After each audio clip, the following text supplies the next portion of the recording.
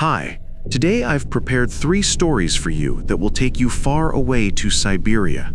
A vast landscape with impenetrable forests, icy expanses, and mysterious secrets and legends. Perhaps a place where reality intertwines with the eerie unknown. Get ready to begin your journey.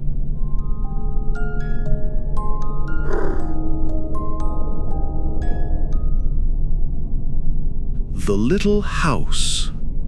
This story was told to me by a very close friend of mine. Like me, he's an avid hunter. He lives for venturing into impenetrable wilderness, far away from civilization. Taking a 2 or 3 week trip into the taiga during his vacation is normal for him.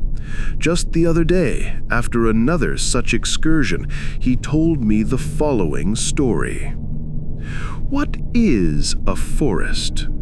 To the average city dweller in a modern metropolis, a simple small undergrowth with neat pines and birches where you can easily hear the hum of a highway nearby might pass for a forest.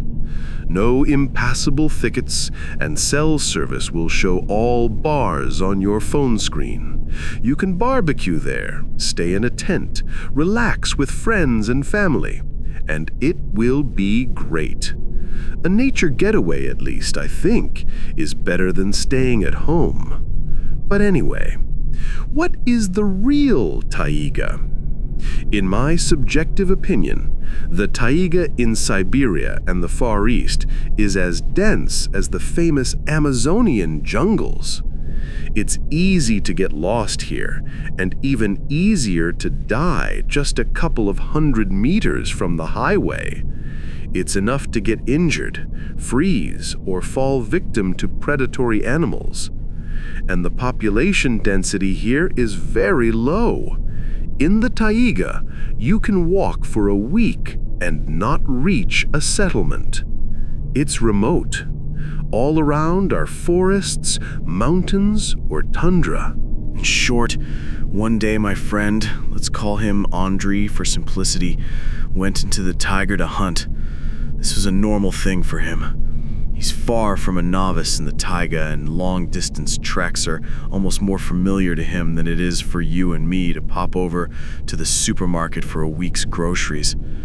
He spent the night between treks in one of the hunting cabins. For the uninitiated, let me explain. Hunters are practical people. They build cabins and dugouts for themselves in distant hunting grounds. They insulate the roof with turf and moss and caulk the log walls. They put in bunks or long sleeping platforms and a potbelly stove with a chimney leading outside. They leave simple provisions: pasta, vegetable oil, salt, tea, dry firewood, and matches are mandatory. You can use them, but clean up after yourself and prepare the cabin for the next guests. That's the unwritten rule. Even in winter, you can live quite comfortably in such a cabin. Our hero's cabin was exactly such a log cabin dugout, with a small window and 2 long benches along the walls, with the stove at the foot of one and the doorway, and opposite one of the benches, a small window to the outside. And now, the story itself. Andrei had stayed in this cabin many times before. He arrived at the cabin before dark. He had dinner, lit the potbelly stove, and went to bed. He placed his rucksack on the adjacent bench by the window, and he lay down on the other. He woke up because someone nudged him in the side. Opening his eyes in pitch darkness, the first thing he felt was a weight at his feet. Raising his head, he noticed the silhouette of his rucksack on the bench. Someone had moved it, freeing up the adjacent bench. He said he was lying facing the wall. Turning onto his other side, he saw a person lying on the adjacent bench. A large, heavy stranger under a pile of rags, lying there and peacefully snoring. All would be fine, but Andrei swore that the front door was locked from the inside with a heavy bolt. No one could have entered the cabin without waking Andrei. Sleep had vanished. Andre recalled this incident and nervously lit a cigarette. Andre lay there for a long time. Getting up to check the bolt on the door was terrifying. Waking the stranger was even more terrifying, even though he had his weapon nearby. But who knew what was on the stranger's mind? And would the weapon even help? All that remained was to try to fall asleep, to force himself. Slightly calmer and assured that the stranger showed no signs of aggression, Andre closed his eyes and tried to sleep. That's when it started.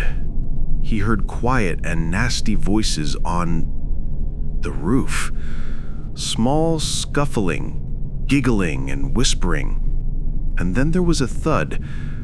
Andre recalled that it sounded like old dried skins being dragged across boards. Then he opened his eyes, and the whispering ceased. Above the booming of his heart and the pulsing blood in his temples, Andre heard one of those voices shush its interlocutor, like, quiet. I'm afraid to imagine what he went through then. Night, winter, deep taiga. It's a 30-kilometer hike to the nearest settlement. All that could be heard was the wind howling in the stovepipe. And you are alone. You could lock yourself in and wait out the night, but there's also some incomprehensible crap lying next to you. Can you imagine? That's what I'm talking about. Spooky. Our story ended prosaically. Towards morning, despite all the weirdness happening, Andre fell asleep. He was exhausted from the previous day, and his nerves were apparently not made of steel. In short, he's a man of steel. He didn't break down in hysterics. He didn't run out into the night taiga in his underwear. He simply fell into a merciful sleep. He woke up late. It was almost noon. In 4 or 5 hours, it would be dark again. Quickly gathering his things, drinking cold tea from his thermos, Andre decided to reach people as soon as possible and headed for the main road. To be honest, I don't think anyone would have dared to stay for a second night. My friend is a serious, pragmatic, and laconic person. He has never been caught trying to pass off fiction as reality. He's definitely not a liar or a storyteller. As for what kind of story happened to him, I leave that question to your judgment. Thank you for your attention.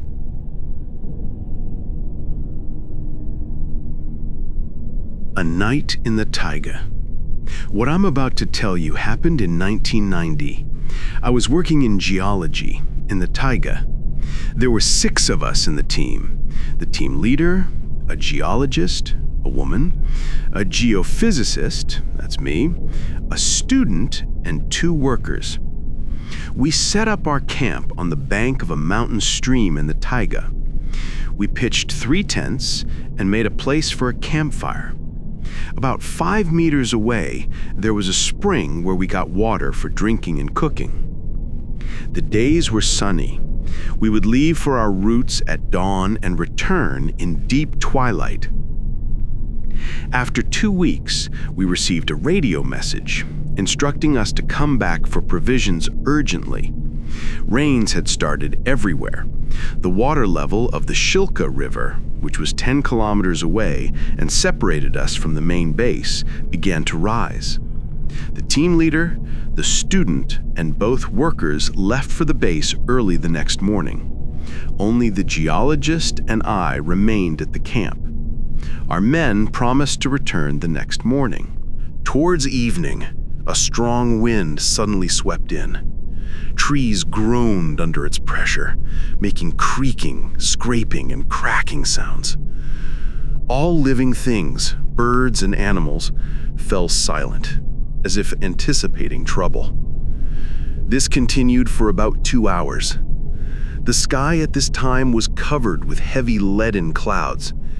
It seemed like any moment they would descend to the ground, crushing it with their weight.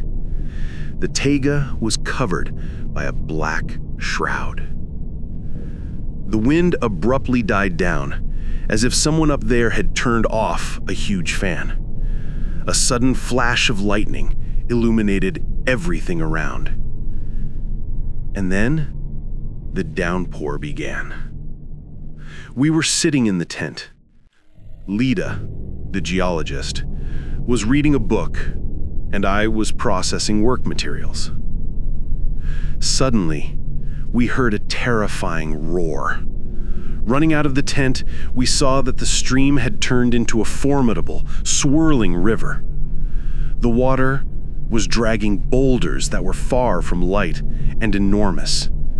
The campfire site was submerged, and the food tent was starting to flood. We rushed to save the supplies. We moved sugar, salt, fat, and canned meat through this frenzy to our tent, as ours was on higher ground, and we hoped the water wouldn't reach it. It was pouring rain, and our legs were knee-deep in water. By the time we moved everything, we were frozen and very tired. Lida immediately climbed into her sleeping bag and was asleep within 5 minutes, but I still had work to finish. So after lighting the potbelly stove to warm up and changing into dry clothes, I sat down to work. Outside the tent, the bad weather raged and the river roared. Firewood crackled in the potbelly stove. I started to warm up. Suddenly, a sound that cut through the existing noises alerted me. At first, I heard a baby crying, but where could a small child come from in the taiga, where the nearest settlement was 100 kilometers away? Listening closely, I thought I had imagined it. 10 minutes passed, and I heard the crying again, but more distinctly. It lasted for about 10 to 15 seconds, and then laughter erupted, making my hair stand on end. Unable to bear it, I woke Lida. At first, still sleepy, she heard nothing, but when the laughter started again, she turned pale and asked, "What is that?" The thunderstorm gradually moved away. The thunderclaps were less frequent, and the sound was duller. The rain also began to subside. The laughter was getting closer to our camp.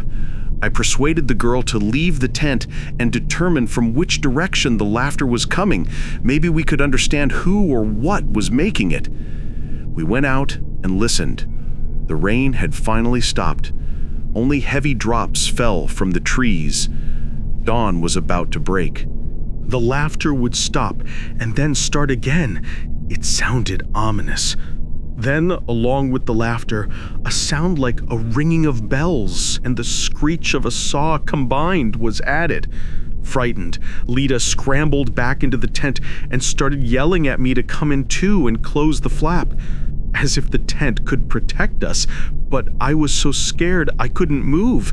I was paralyzed and just stared in the direction from which the sounds were coming. It began to get light. In that direction, I saw indistinct dark shadows, about 2 meters tall. There were several of them. They were among the trees. Their outlines resembled blurred figures of people in some kind of rags. I began to recite the Our Father prayer, first in a whisper, then in a full voice. They froze in place, swaying from side to side. Suddenly, sunbeams cut through the space. Dawn had arrived. The shadows trembled. It resembled convulsions and melted away. With wobbly legs, I reached a stump that was a meter from our tent and sat down on it. "Did you see them?" I jumped in surprise. Lida, it was her, looked in the direction where the ghosts had recently been. "Who? The shadows." I looked back at her. "How did you see them? You went into the tent." To which she replied, "When you didn't want to come in, I went out again, and looking in the same direction as you, I saw them. It was terrifying." When the men returned, we told them about that night. The team leader initially didn't believe us, saying that fear has big eyes and we had imagined it all.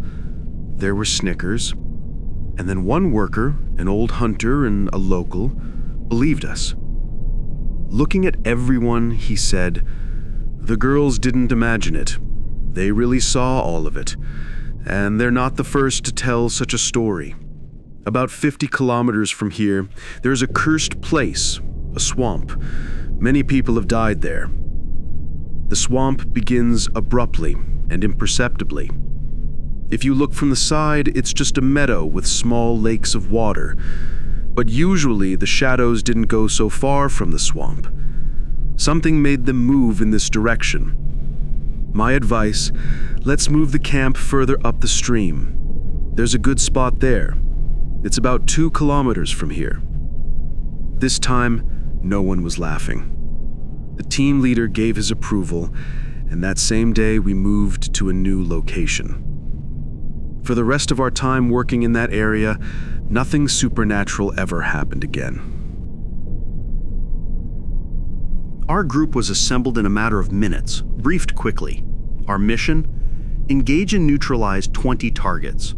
Don't be surprised, take no prisoners. After completion, maintain strict secrecy.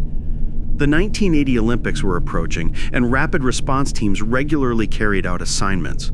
This was one of them. After the brief, many questions remained. We were to be dropped at a secret scientific base of some research institute where something had gone wrong. It was unknown how the targets were armed, but it was known that they were very dangerous, as they were not human. A military aircraft dropped us in the middle of the taiga, next to a single-story building.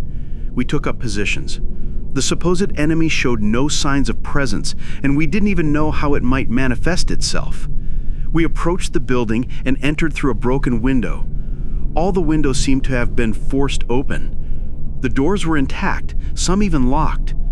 Inside, all the equipment was smashed to splinters. In one of the rooms, we found the cruelly dismembered remains of 2 scientists.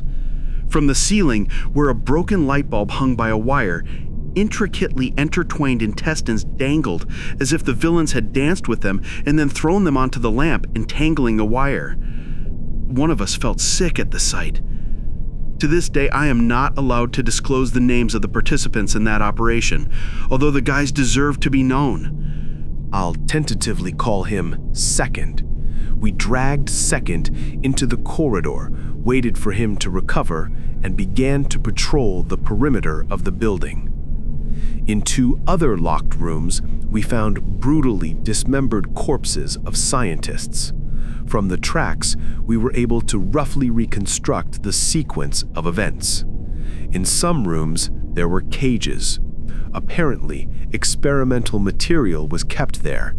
It's unknown how, but the captives managed to break free. Instead of escaping into the taiga, they staged a public execution. They broke into rooms through windows and unleashed all their accumulated hatred on the people. It was too late to track the destroyers. It was already getting dark. We decided to begin the search in the morning and, for now, set up camp in the lab's attic.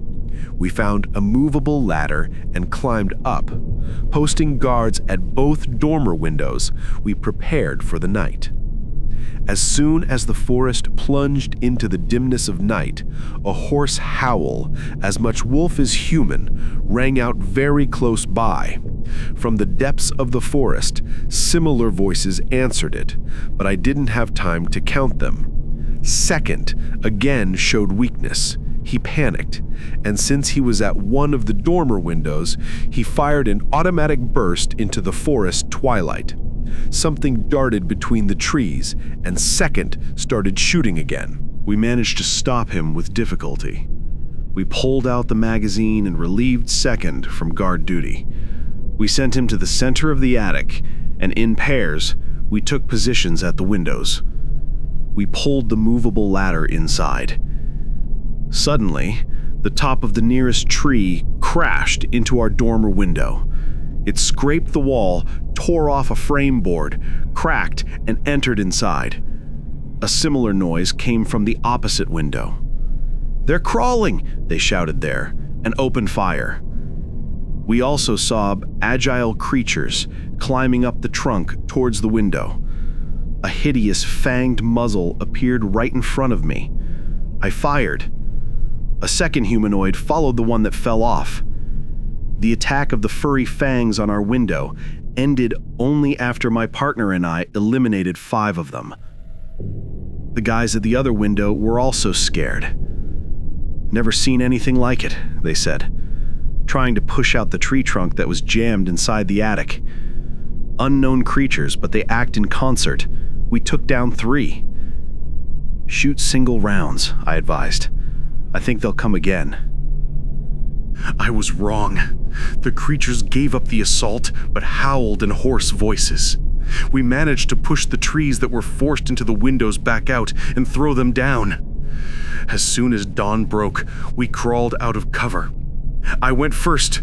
Before I could reach the ground, a short burst of fire came from the window, and a wounded creature shrieked next to me. For the first time, I saw it in the light. It moved on its hind legs, occasionally leaning on its front ones, which were more like arms. I raised my rifle and shot it in the back. The creature fell face down, and immediately hoarse howls came from the bushes. I fired by sound. Useless. Very quickly, they learned to hide behind trunks or press themselves to the ground. Terribly cunning. The corpses of those we shot at night were not nearby. Later, it turned out they eat them. A couple of seconds later, the whole group was down. We took the killed beast to examine it closely. It was something between a human and a wolf. Furry, toothed, big-headed. It was something eerie, with pointed ears above an intelligent muzzle. We made a mistake. While examining the killed creature, we got distracted, and we paid for it immediately. The monsters jumped out from all sides simultaneously. Their actions were so coordinated as if all 11 were one organism. If we had noticed them earlier, the operation would have been successfully completed, but Second died first. A furry beast grabbed him from behind and sank its teeth into his neck. 3 creatures attacked my former partner simultaneously. He shot the first, but the other 2 knocked him to the ground and instantly finished him off. The other 2 fighters managed to fire several short bursts and took 4 of them with them to the next world. All this happened in the blink of an eye, but my brain clearly recorded the course of the battle. With single shots, I managed to neutralize 2. The third latched its teeth into my already wounded left shoulder at the very moment when the bayonet knife attached to my rifle slit its belly. It's amazing how they distributed themselves so that stronger opponents had more attackers. Did they greet in advance? Did they sense it instinctively? While I was finishing off the monster, the 3 survivors turned their attention to me. Kicking away the dead one, I raised my rifle. The Kalash jumped erratically and shamefully, sending bullets without aiming. 2 creatures met their end. The only beast left from the attackers clung to the same wounded shoulder and knocked me to the ground. I saw the gaze of its yellow, inhuman eyes right in front of me. A nasty stench came from its fanged mouth, and I prepared to die. Suddenly, the beast recoiled and rushed away. Still not believing in my rescue, I looked sideways. In the middle of the battlefield stood a huge bear.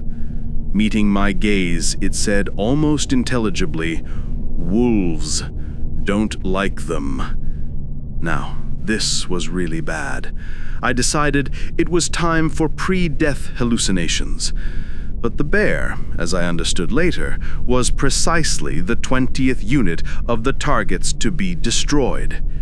Apparently, he too was a product of genetic experiments. But unlike the other creatures, he didn't live in a cage. Perhaps he had a lot of freedom and could go into the taiga. Otherwise, why didn't he save the scientists when the wolf people were crushing and gnawing them? "Wolves are evil," the bear repeated, dragging me to the center of the helicopter pad. And then, as soon as he heard the distant whirring of an engine, he turned and disappeared into the taiga.